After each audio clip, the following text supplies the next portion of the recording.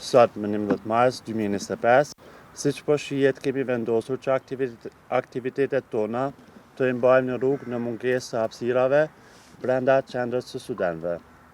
Sallat ku duhet të organizonim debate, leksione alternative, klube kulturore dhe artistike janë të mbyllura për ne. Në vend të hapësirave për student kemi zyra administrative, hapësira komerciale dhe dyert të kyçura. Rrjedhimisht na kanë detyruar të dalim në rrugë për të mbajtur aktivitetet tona. Kjo nuk është hera e parë që studentët ngrihen për të drejtat e tyre. Më 11 mars 1981, studentët e Universitetit të Prishtinës protestuan për liri. Sot ne po përmballemi me një tjetër formë shpërfilljeje. Nuk na japin hapësirën për të menduar, për të bashkëpunuar e për të krijuar. Na duan pasiv, nëpër kafenet të qytetit dhe pa mundësi për të zhvilluar mendimin kritik dhe kreativitetin tonë. Por studentët nuk do të heshtin. Nëse nuk na lejojnë hapësira brenda, ne do të marrim rrugët. Nëse na mbyllin dyert, ne do të vazhdojmë të krijojmë, të organizohemi dhe të kërkojmë atë që na takon.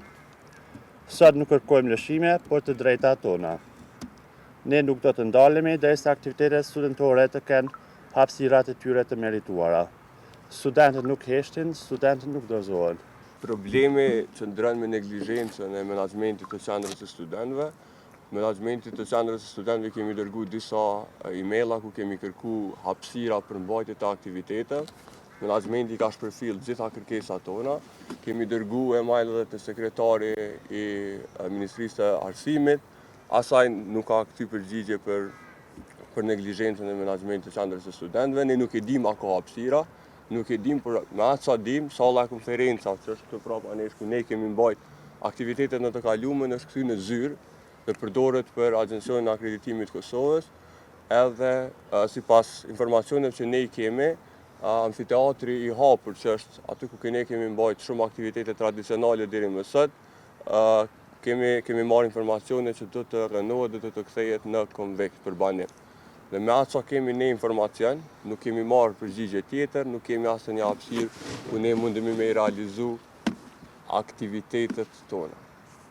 Prandaj jemi sot këtu në rrugë për me protestu për neglizhencën edhe për hapësirë për me mbajt aktivitete, sepse qendra e studentëve është e studentëve, jo vetëm për me banu dhe për me ushqy, por edhe për me mbajt aktivitete, me zhvillu mendimin kritik dhe gjitha tjerë.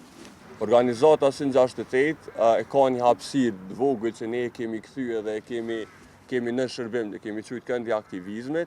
Ne aty mbledhemi edhe koordinohemi për krejt aktivitetet që kemi, po hapësira është shumë e vogël për me akomodu nevojat e përgjithshme të studentëve, që ne prej herave të kaluame, pjesëmarrjes të kaluame kemi pas deri 100 student në hapësira të mbyllura, kurse deri në 600 student në hapësira të hapura, sikurse tek amfiteatri.